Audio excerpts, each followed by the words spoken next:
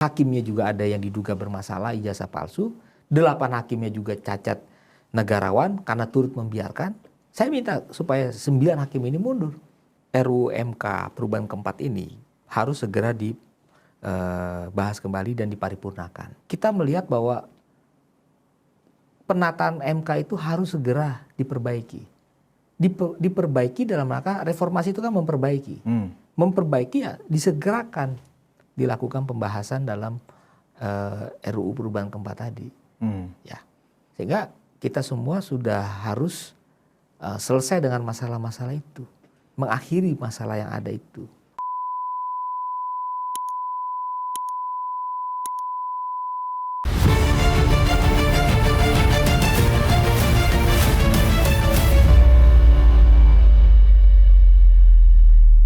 Hai penonton Ruang Konsensus Unpacking Indonesia dimanapun Anda berada. Hari ini saya Budius Ma'ruf Piliang, anak sulung Mulyono. Kembali kita berdiskusi yang hangat. Apa yang hangat pekan ini? Masih seputar satu, kasus ijazah Pak Jokowi, ya, yang sebentar lagi katanya akan ada penahanan sebentar lagi. Nah, kali ini saya tidak sedang membahas itu. Saya membahas yang juga paling hot, yaitu mengenai putusan Mahkamah Konstitusi yang katanya ya Polri atau pejabat tinggi Polri tidak boleh rangkap jabatan atas putusan itu. Nah, ternyata setelah digali-digali, pakar hukum pun berbeda pendapat tentang putusan MK itu. Tidak serta-merta ternyata perwira polisi harus mengundurkan diri. Nah, ini menjadi menarik. Nah, persoalannya adalah ini diputuskan oleh Mahkamah Konstitusi. Beberapa pekan kemarin, Ruang Konsensus secara dalam ya pernah membicarakan tentang keanehan, kebobrokan dan seterusnya yang ada di tubuh Mahkamah Konstitusi, khususnya masalah hakim-hakim konstitusi yang ternyata ditenggarai ya cacat hukum juga keberadaan mereka. Nah, seperti apa keputusan itu dilihat dari cacat hukumnya para hakim konstitusi Mahkamah Konstitusi. Saya sudah kedatangan narsum saya, Dr. Muhammad Ruliandi, pakar hukum tata negara dari Universitas Jayabaya Jakarta. Selamat datang kembali. Siap, Pak Ruli. Waduh, ini kontroversi. Kontroversinya ada dua nih, Pak. Satu, seperti yang Pak Ruli kan yang orang akademisi yang berusaha terus untuk menjelaskan kepada publik bahwa MK itu seluruh hakim konstitusi itu harus mundur karena ada cacat hukum yang mereka lakukan selama ini. Ya kan, itu satu kontroversi yang sampai sekarang semua orang buta tuli, Pak. Tidak merespon. Apa karena mereka nggak menganggap ini penting ya, atau karena apa kita nggak tahu. Kontroversi berikutnya adalah hakim-hakim MK yang menurut Pak Ruli sudah melanggar hukum ini tetap melahirkan putusan, Pak. Terakhir adalah putusan 114. Iya kan? Yang mana putusan 114 MK itu ya di framing seketika oleh pembenci Polri ini. Pembenci Polri kan ada juga, Pak. Oh, kembali ke kesatuan seluruhnya atas putusan MK 114 itu, ya kan? Polri atau pejabat Polri tidak boleh lagi merangkap jabatan. Artinya yang selama ini banyak di instansi, kelembagaan, ya kan, itu tidak boleh lagi merangkap jabatan. Bahkan Mahfud MD, ya, yang salah satunya ada di anggota Komite Reformasi Polri, keputusan itu berlaku sejak palunya diketuk oleh hakim ketua katanya. Artinya harus segera mundur. Tapi Pak Ruli dan beberapa pakar hukum tata negara, saya boleh sebut nama misalnya kayak seperti Pak Margarito, Prof. Juanda, ya kan, tidak begitu menafsirkannya. Nah, silakan Pak Ruli, dilihat dari dua kontroversi tadi, bagaimana caranya publik dan Polri sendiri menyikapi hal ini? Ya, yang pertama gini ya, kita ini kan harus melihat putusan MK nomor 114. Pengujian Undang-Undang Polri yang rame kemarin itu dari amarnya, ya karena amar itulah yang akan dieksekusi kan gitu. Yang kedua, ini persoalan Undang-Undang Polri. Pasal berapa yang diuji? Adalah penjelasan pasal 28 ayat 3. Ayat 3, ya. Ya. Itu pasal 28 ayat 3, penjelasannya itu kembali ke pasal 28 inti itu, batang tubuh. Adalah dalam rangka berbicara mengenai Polri dilarang ikut dalam politik praktis. Itu sudah dirumuskan oleh pembentuk undang-undang. Letter lock-nya ada apa ya? Ya, itu dalam arti penjelasannya itu. Ya. Dan dalam arti pasal 1 dan pasal 28 ayat 1 dan 28 ayat 2. Ya. Kenapa? Karena Undang-Undang Polri pada saat itu, Undang-Undang Nomor 2 tahun 2002 itu adalah lahir karena memang ada perintah dari TAP MPR nomor 6 dan nomor 7 tahun 2000. Itu melaksanakan semangat reformasi. Jadi ada konsep pembentuk undang-undang merubah paradigma baru terhadap Polri. Direformasilah Polri ini secara struktural, instrumental, kultural. Ya. Bahwa Polri sudah dipisahkan dari TNI. Itu dui fungsi ABRI itu adalah amanah reformasi. Nah, ketika dui fungsi ABRI itu semangat reformasi dilaksanakan dengan TAP MPR nomor 6, nomor 7, ya, kemudian ditindaklanjuti dengan Undang-Undang Polri tahun 2002 dan sebelumnya ada amandemen Undang-Undang Dasar 45, ya, pasal 30 ayat 4. Nah, posisi Polri itu sudah disipilkan. Dia tunduk pada peradilan umum. Ya. Jadi sudah disipilkan. Artinya Polri sekarang ini sejak reformasi bukan lagi kombatan. Bukan kombatan, tapi sudah disipil. Nah, payung hukum besarnya adalah Undang-Undang ASN itu kan? Itu penjelasan Undang-Undang Polri, penjelasan umum Undang-Undang Polri nomor 2 tahun 2002. Itu jelas Polri tunduk pada peradilan umum. Nah, artinya apa? Artinya di sini bahwa kembali ke pasal 28 tadi. Polri ayat 1 tidak boleh berpolitik praktis. Ya. Kedua, ayat keduanya pasal 28. Polri tidak punya hak memilih. Jelas, kegiatan politik kan. Ayat 3, Polri bisa ditugaskan di luar struktur Polri. Ya, dengan mengundurkan diri atau pensiun. Artinya apa? Ini gak lepas dari jabatan Polri, jabatan yang di luar struktur itu adalah jabatan politik praktis. Jadi kalau mau menjabat di luar struktur Polri, jabatan politis itu mau jadi anggota DPR, anggota DPRD, mau jadi menteri, mau jadi gubernur, bupati, wali kota, dia harus mundur atau pensiun. Karena politik praktis Karena posisinya. politik praktis, pasal 28, ya kan? Nah, di penjelasan itu dikatakan yang dimaksud dengan jabatan di luar struktur Polri tadi adalah jabatan yang tidak ada sangkut pautnya dengan Polri atau tidak ditugaskan, tidak berdasarkan penugasan Kapolri. Berarti kan clear ya? Kalau orang mau jabat di luar struktur Polri, ya dia harus mundur atau pensiun, itu berarti jabatan politik praktis. Apa kriterianya? Tidak ada sangkut pautnya dengan Polri, betul kan? Menteri kan nggak ada sangkut pautnya dengan Polri. Betul. Jadi anggota DPR nggak ada sangkut pautnya dengan Polri. Jadi gubernur, bupati, wali kota nggak ada sangkut pautnya dengan Polri. Tugas Polri, ya, tugas Polri itu jelas di pasal 13 Undang-Undang Polri, pasal 14 Undang-Undang Polri. Pasal 13-nya bicara 3 tugas pokok Polri. 1, bicara Harkantipmas. 2, bicara penegakan hukum. 3, bicara pelayanan dan mengayomi masyarakat. Pasal 14, di dalam menjalankan tugas pokok pasal 13 juga Polri diberikan tugas-tugas lain. Banyak itu. Apa namanya, dalam kerangka pembinaan hukum nasional salah satunya. Nah, di pasal 2 dikatakan bahwa Polri melaksanakan fungsi pemerintahan.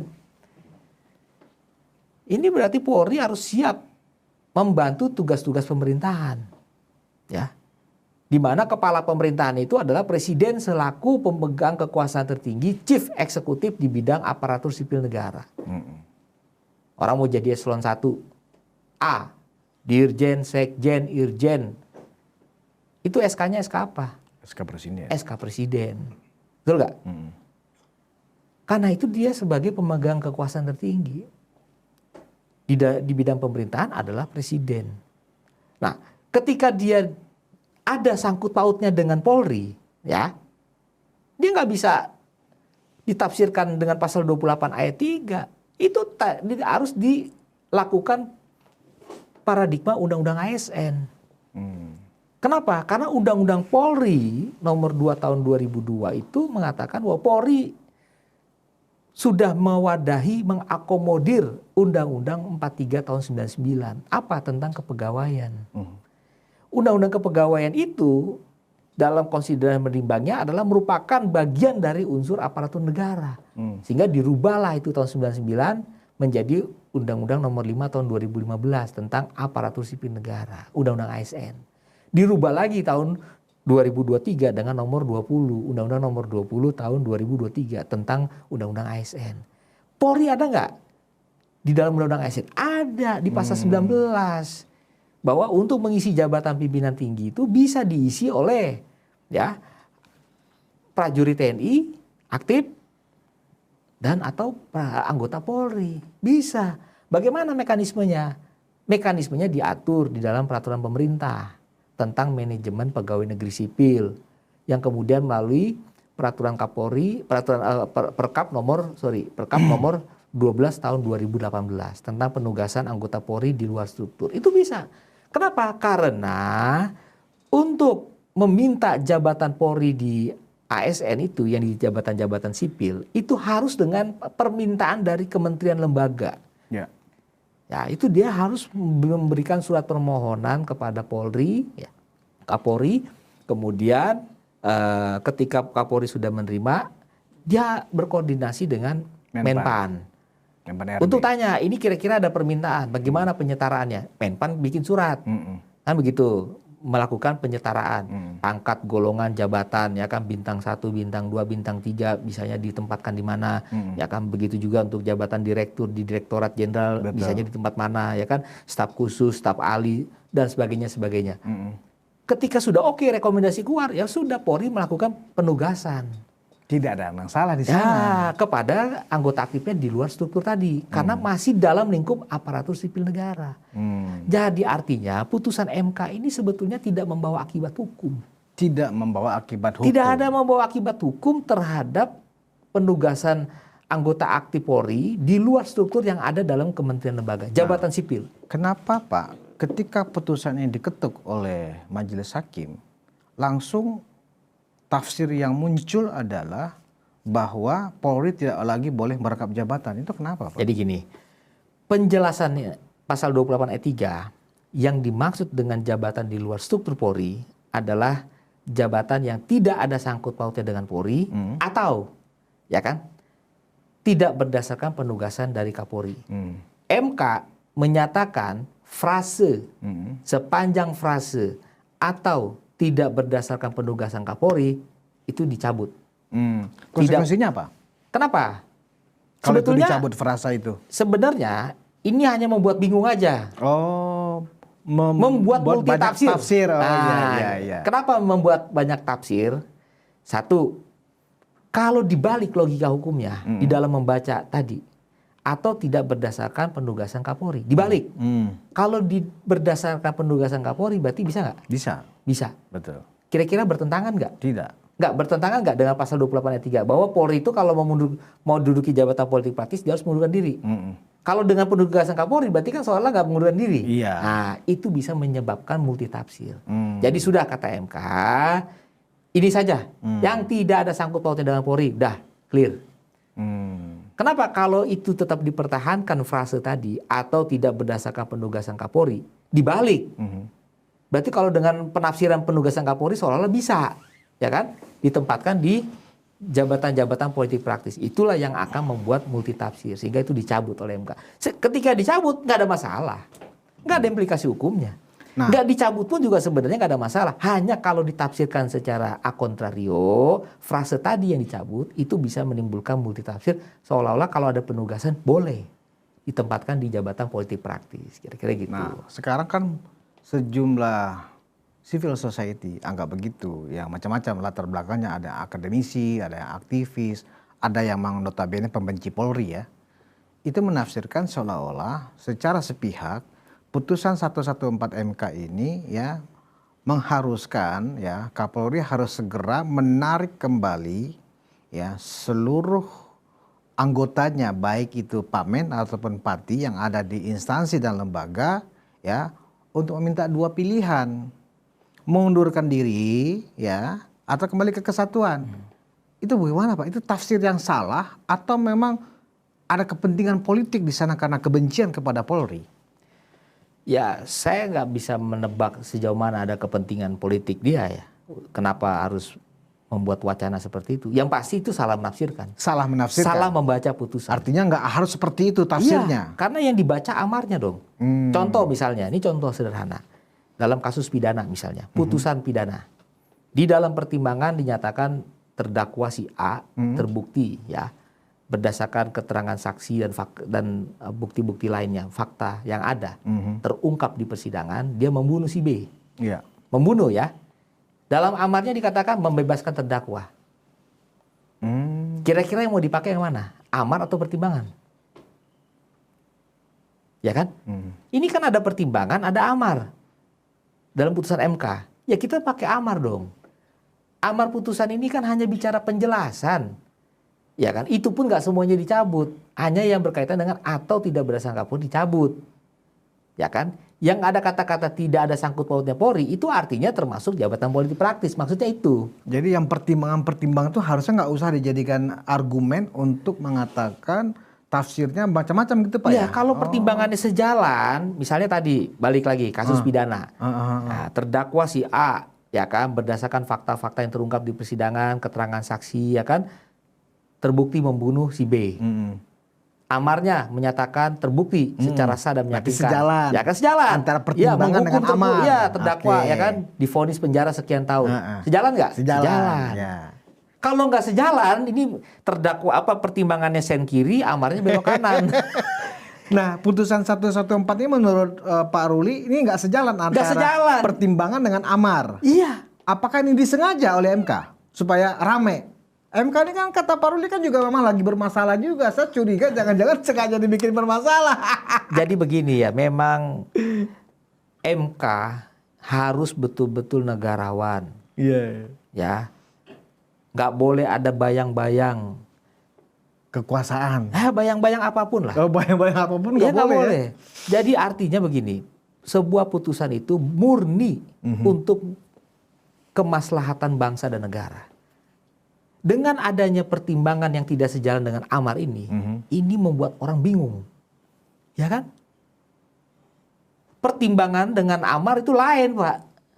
Bertolak belakang, nggak sejalan, Pak. Ini nggak mencerdaskan masyarakat. Orang dibuat bingung dengan putusan MK. Padahal kita belajar hukum acara dimanapun, di perkuliahan apapun, boleh ditanya. Yang dieksekusi apa? Amar. Amar putusan. Betul. Kalau pertimbangannya sejalan, nggak ada soal. Kalau pertimbangannya berseberangan, ini yang menjadi soal. Ini tadi saya katakan contoh kasus pidana. Nah, ini kita mengkoreksi bahwa Hakim MK sudah tidak lagi negarawan, Pak.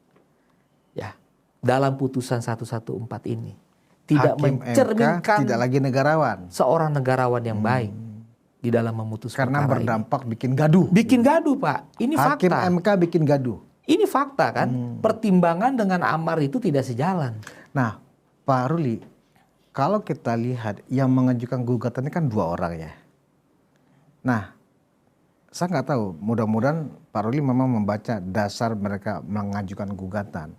Apakah gugatan yang diajukan oleh 2 orang ini, 2 orang mahasiswa kalau nggak salah, ya kan? Itu memang sejalan dengan putusan MK ini bahwa memang mereka mengajukan keberatan atas undang-undang yang menempatkan Polri itu kok dimanapun bisa, seolah-olah begitu. Nah, menurut Pak Ruli, apakah gugatan yang diajukan ini, ya kan dikabulkan untuk seluruhnya kan begitu? Salah satu bunyi amarnya kan gitu. Nah, menurut Pak Ruli memang si penggugat ini menginginkan seperti yang ditafsirkan oleh orang yang benci Polri ini? Ya, penggugat itu kan dia harus bisa membuktikan di dalam persidangan. Permohonannya itu ada keterkaitan hal yang dirugikan secara konstitusional. Karena ini kan pengujian norma abstrak kan. Artinya tidak boleh hanya untuk kepentingan satu orang. Jadi yang namanya norma abstrak itu berlaku untuk semuanya. Mengikat kepada pemerintah, lembaga negara, seluruh masyarakat terhadap keberadaannya suatu pasal atau suatu undang-undang yang sedang diuji ke MK. Jadi persoalan itu semestinya MK yang harus bisa menjelaskan ya. Karena sudah dilakukan persidangan sesuai hukum acara. Tetapi poinnya adalah putusan MK ini sebetulnya tidak memberikan implikasi apa-apa terhadap jabatan Polri di luar struktur ASN tadi ya. Artinya nggak ada masalah apa-apa. Dengan adanya putusan MK maupun tidak ada putusan MK pun juga semuanya tidak ada masalah. Dan belum pernah ada penugasan Kapolri kepada anggota aktifnya untuk duduk di jabatan-jabatan politik praktis. Misalnya rekomendasi, jadi menteri rekomendasi, nggak ada. Pak Tito sebagai mantan Kapolri, waktu itu masih punya masa dinas aktif. Itu salah satu contoh pasal 28 ayat 3 yang saya bilang untuk menduduki jabatan di luar struktur adalah jabatan politik praktis. Mundurkan diri kok. Dia mundurkan diri Padahal kok. masih ada 2 tahun aktif. lagi ya kan? Iya, karena diminta jadi menteri mundur. Itu Artinya implementasinya jelas. Polri sejak lama sudah taat. Sudah taat hukum dan Iya. tidak pernah menyimpang dari itu. Karena tidak ada sangkut pautnya dengan Polri. Itu penjelasannya. Nah, kenapa kok sekarang diperluas? Ya kan, seolah-olah putusan itu masuk ke ranah Undang-Undang ASN. Nggak ada. Undang-Undang ASN sampai sekarang nggak pernah dibatalkan kok. Pasal 19. PP Manajemen Pegawai Negeri Sipil belum pernah dibatalkan kok. Yang mengatur mengenai permintaan teknis dari kementerian lembaga kepada Polri. Nggak ada itu. Nah, oleh karena itu, ya kita harus sadar juga bahwa pertama, ada ketidaktaatan hukum dari seorang ketua MK dan seluruh para hakim MK sekarang. Ya. Ketua MK itu sekarang ketua MK ilegal. Soehartoyo adalah ketua MK ilegal. Iya, ketua MK ilegal. Ini juga harus diluruskan. Publik juga harus mengerti bahwa kita ini sekarang punya ketua MK ilegal. Dan 9 hakim MK ini semuanya membiarkan dan akhirnya memberikan putusan-putusan yang berdampak membuat gaduh, ya. Kemudian putusan itu tidak sesuai dengan hukum acara karena yang mimpin sidang adalah ketua MK ilegal, ya kan? Yang SK-nya sebetulnya itu diterbitkan oleh orang yang tidak punya kewenangan menerbitkan SK 08 yang mana itu sudah substansinya pemilihan hakim MK-nya pun juga sudah dibatalkan oleh Pengadilan Tun nomor 604. Jadi ini bahaya sekali. Ya, kita nggak boleh hanya sepotong-sepotong melihat fenomena ini. Iya. Karena MK ini sudah beberapa kali memberikan putusan-putusan yang kurang pas ya, kurang tepat. Satu, sebagai lembaga yang mengawal konstitusi, dia juga menabrak konstitusi, Pak. Ya, itu tadi contohnya. Ketua MK tidak melaksanakan pemilihan ketua MK berdasarkan para hakim MK, dipilih dari para hakim MK. Itu mencederai pasal 4 ayat 3 Undang-Undang MK dan tidak diambil sumpah. Itu melanggar undang-undang MK. Yang kedua, putusan MK 135. Ya. Putusan MK 135 itu pilkada pemilihan yang daerah lokal itu dipisah kemudian diperpanjang 7 tahun, itu menabrak Undang-Undang Dasar 45. Bahwa pemilu itu dilakukan setiap 5 tahun sekali. 114 yang barusan kita bahas, Pak Ruli. Iya, itu kan menimbulkan bikin gaduh juga. Bikin gaduh juga. Ya, walaupun amarnya itu tidak memberikan implikasi hukum apa-apa terhadap jabatan di luar struktur Polri yang di bawah ASN itu ya, tunduk pada Undang-Undang ASN. Tapi pertimbangan dan sebagainya itu membuat gaduh semua pihak, ya kan? Nah, oleh karena itu kita harus melakukan reformasi total di Mahkamah Konstitusi. Di Mahkamah Konstitusi. Oh. Ini harus mendapat perhatian khusus dari pemerintah, presiden dan juga DPR harus betul-betul melihat fenomena yang terjadi di MK. Ini 9 hakim MK sudah tidak negarawan lagi. Ya, kita harus dorong ini RUU MK. Bagaimana dengan putusan-putusan yang dilahirkan oleh hakim konstitusi atau oleh MK yang notabene ini mereka ini udah cacat hukum, Pak Ruli. Apakah keputusan misalnya keputusan yang terbaru nih, keputusan 114, ya kan, dan beberapa keputusan lainnya yang kalau itu dibatalkan, ya kan, mekanismenya seperti apa? Karena catatannya adalah mereka itu adalah para hakim konstitusi yang sudah cacat hukum atau cacat prosedural. Ya. Semua putusan-putusan MK, ya, uji undang-undang ini semuanya termasuk yang putusan cacat hukum. Ya, terlepas dari putusan 114 ini, diputus atau tidak diputus sebetulnya tidak ada pengaruhnya terhadap implikasi hukum ke sana ya untuk penugasan anggota aktif Polri di luar struktur yang di bawah Undang-Undang ASN. Tetapi yang menjadi perhatian kita adalah sampai dengan hari ini terjadi pembangkangan hukum terhadap ketua MK, ya kan, pembangkangan hukum. Dan termasuk 8 hakim MK yang lainnya yang turut membiarkan keberadaan ketua MK memimpin sidang, mengambil keputusan, memutus perkara dalam posisi dia bukan sebagai ketua MK. Ini hati-hati kita. Maksudnya Pak Ruli ingin mengatakan bahwa ke-9 hakim MK termasuk ketuanya ini memang sudah bukan negarawan dan mereka itu diragukan atau kemudian sudah nggak pantas lagi disebut sebagai hakim karena sudah ilegal gitu. Iya, karena ilegal. Kalau sudah ilegal dia bisa nggak mimpin sidang. Kalau Undang-Undang Administrasi Pemerintahan mengatakan pejabat yang berwenang itu menerbitkan keputusan, pejabat yang berwenang berarti dia punya kewenangan, Pak.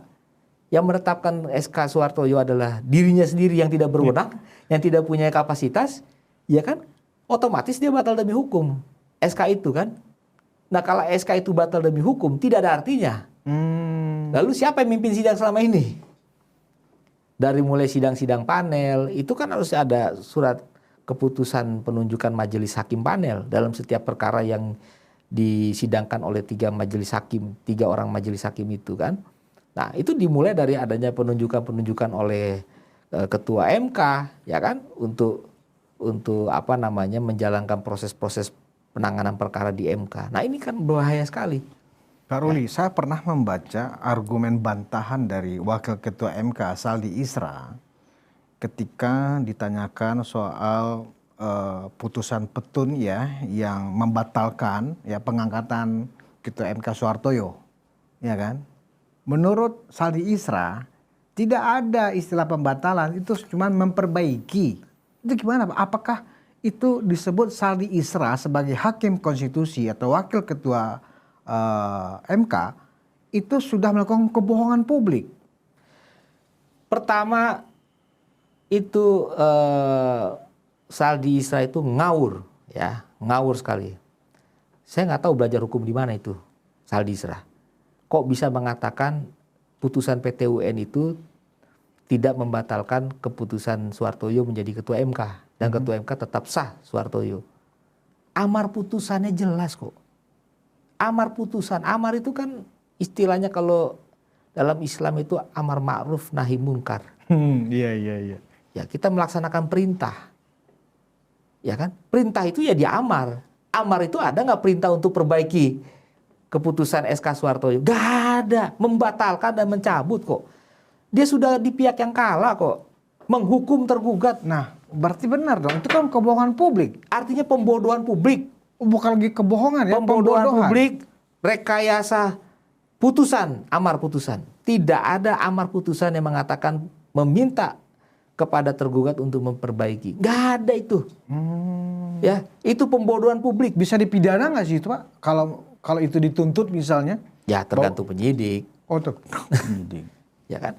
Tapi dia menggunakan Tapi ada surat norma itu, yang dilanggar nggak itu Pak? Dia sebagai hakim konstitusi pasti yang dong. melakukan pembodohan dan kebohongan publik seperti pasti. itu. Secara etik dia tidak taat hukum kok, ya kan?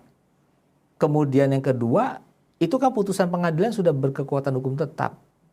Ya. Kenapa dia melakukan kebohongan publik? Amar itu kan yang diperintahkan. Perintahnya nggak ada memperbaiki SK-nya Pak Soehartojo, nggak ada. Kenapa dia sampaikan di media itu bahwa PT UN hanya meminta, ya kan, untuk diperbaiki SK Nggak ada pengangkatan. Nggak ada kata-kata itu kebohongan publik. Makanya belajar hukum di mana itu? Pada profesor ya? Pada profesor hukum. Kan memalukan itu.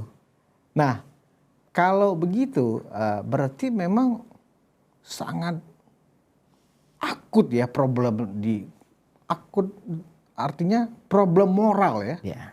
Para hakim konstitusi ini cukup akut saya lihat. Belum lagi terakhir dipersoalkan ada dugaan ijazah palsu salah satu hakim konstitusi, Arsul Sani. Nah, ini lagi berperkara ini Pak.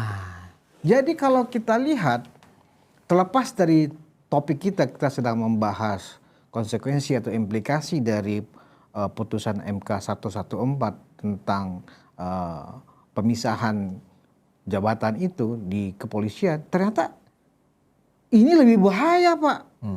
Implikasinya ya kan, dan kemudian merusak tatanan yang ada dalam hukum kita, hukum tata negara kita. Pertanyaan sekarang gini Pak Ruli, ini seolah-olah hakim-hakim MK ini ya tak ada lawan Pak, nggak ada yang bisa menegur dia, tak ada jeratan hukum yang bisa menjerat mereka ketika mereka melakukan kesalahan-kesalahan. Nggak ada dong Pak, mohon maaf ya. Mekanismenya seperti apa ini Pak? Saya kasih contoh yang nyata saja. Ketika perkara itu SK-nya Pak Soehartoyo dibawa ke pengadilan PT UN, semua sama di mata hukum Pak. Yang kalah dalam pengadilan itu dihukum. Itu amar putusan. Menghukum tergugat membayar biaya perkara.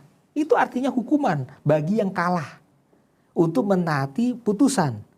Ini yang udah kalah merasa benar, membela diri, bahkan melakukan tafsir baru yang tidak ada di amar putusan. Itu rusak negara kita Pak. Dicontohkan oleh pimpinan wakil ketua MK namanya Saldi Isra. Atau mereka merasa Saldi Isra merasa MK itu lebih tinggi derajatnya dari semua petun. sama di mata hukum. Kalau sudah masuk ke dalam proses hukum di negara hukum Pak, kepastian hukum itu semua sama di mata hukum. Tidak ada dikecualikan bagi wakil ketua MK, nggak ada kata-kata itu. Semua sama di mata hukum. Ya. Itu esensi Indonesia negara hukum. Pasal 1 ayat 3 Undang-Undang Dasar 45. Mau dia hakim MK, mau dia wakil ketua MK, mau dia ketua MK. Kalau kalah di dalam pengadilan dihukum. Itu hukumannya ada. Di putusan PTW nomor 604. Amarnya ada. Menghukum tergugat. Membayar biaya perkara. Itu artinya dia kalah di persidangan. Nggak ada istimewanya. Hukum meskipun cuma bayar biaya perkara di persidangan. Nggak seberapa. Tapi itu hukuman bagi yang kalah. Nggak ada privilege.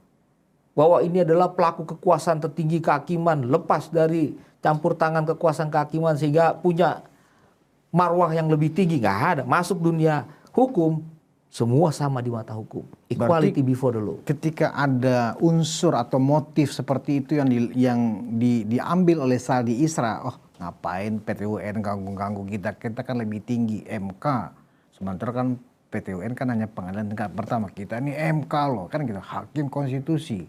Yang derajatnya sama dengan hakim agung di Mahkamah Agung barangkali. Nah, mungkin karena itu barangkali si Saldi ini ya kan merasa bisa mengabaikan begitu saja putusan PT UN. Oh nggak bisa, ini pembangkangan hukum. Pembangkangan hukum. Nggak bisa ini. Masa sih Pak Ruli seorang hakim konstitusi yang disebut negarawan, yang dipanggil yang mulia, aduh malu juga saya, ternyata adalah pembangkang hukum.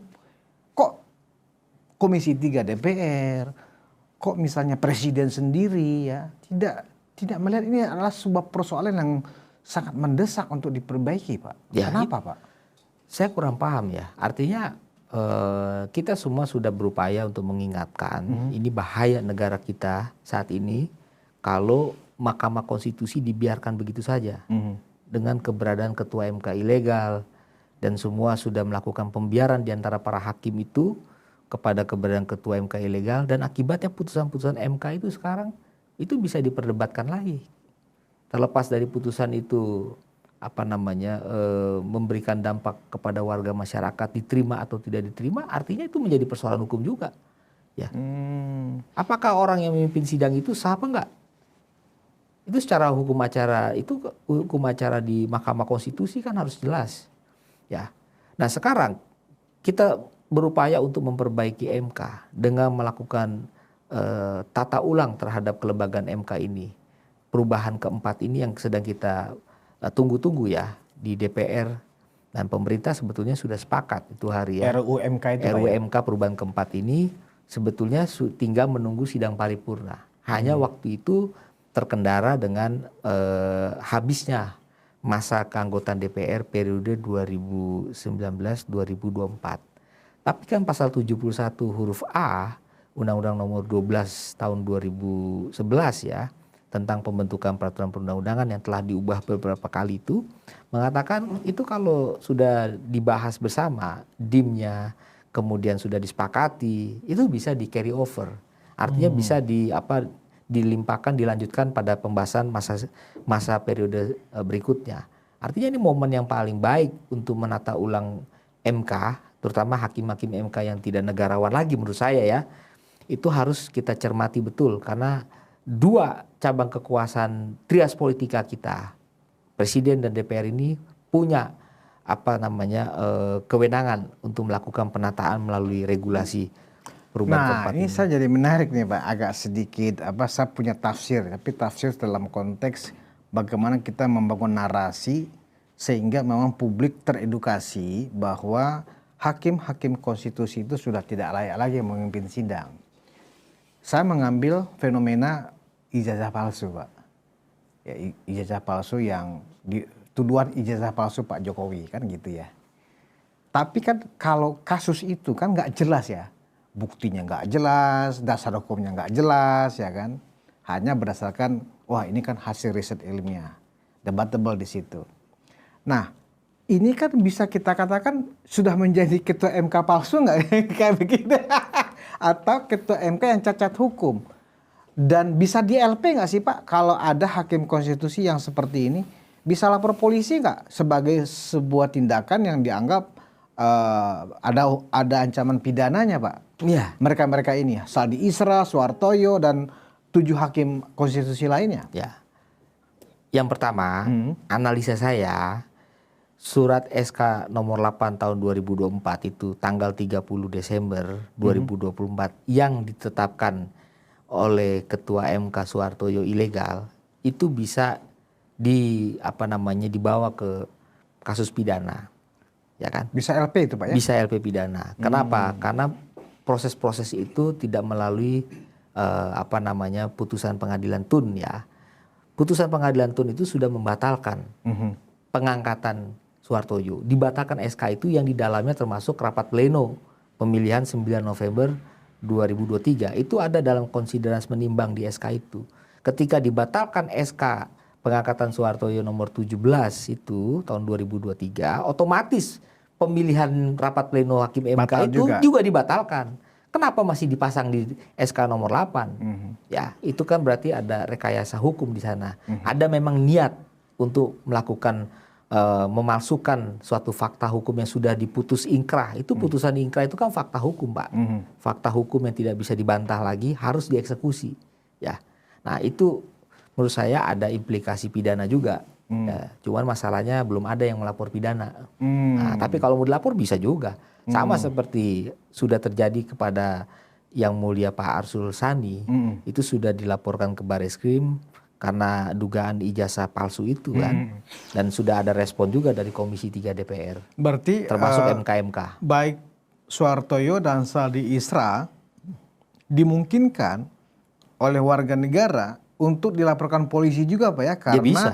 Sudah memenuhi unsur-unsur satu, pejabat publik melakukan kebohongan. Kan jelas tuh pasalnya. Betul. Ada faktanya. Ada faktanya. Ada statementnya. Ada. Ya kan gitu. Iya.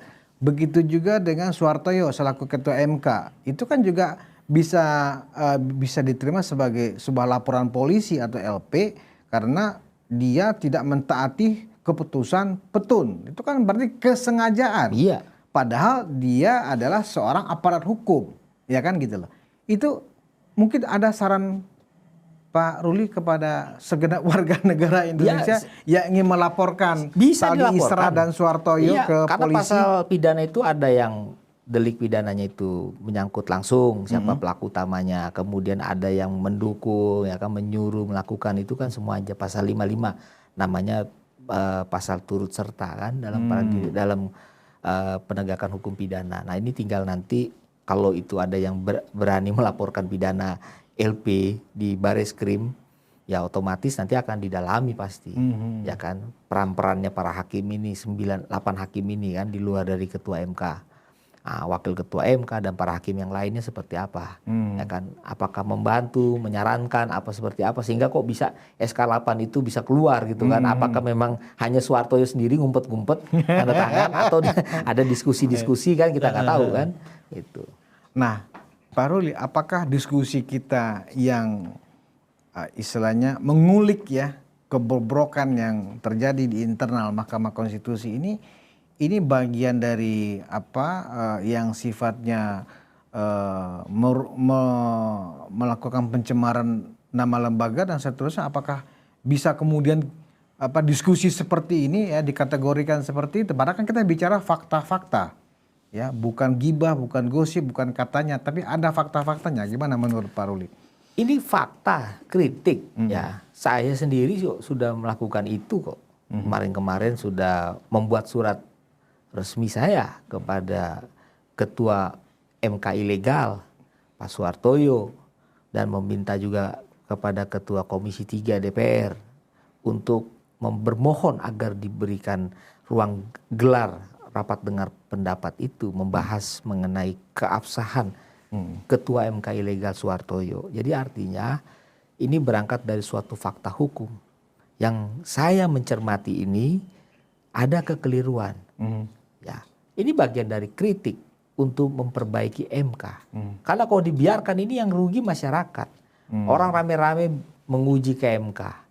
Yang bisa menguji ke MK itu syarat pemohon adalah warga negara Indonesia.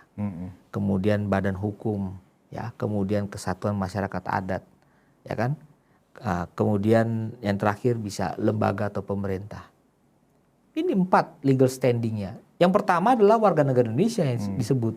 Berarti kalau ada orang mau jadi pemohon gugatan di MK uji undang-undang, ya dia yang dirugikan sebetulnya. Karena dipimpin oleh Ketua MK ilegal. Ini rakyat harus tahu. Artinya dia punya legal standing, punya legal standing. Punya hak untuk mengingatkan. Dan saya sudah menyampaikan itu surat terbuka dan kemarin itu dalam rangka mempertanyakan mengenai keberadaan Ketua MK ilegal. Dan direspon oleh Wakil Ketua MK Saldi Isra yang menurut saya responnya itu respon pembodohan publik, respon ngawur, dan respon mengakali putusan PT UN.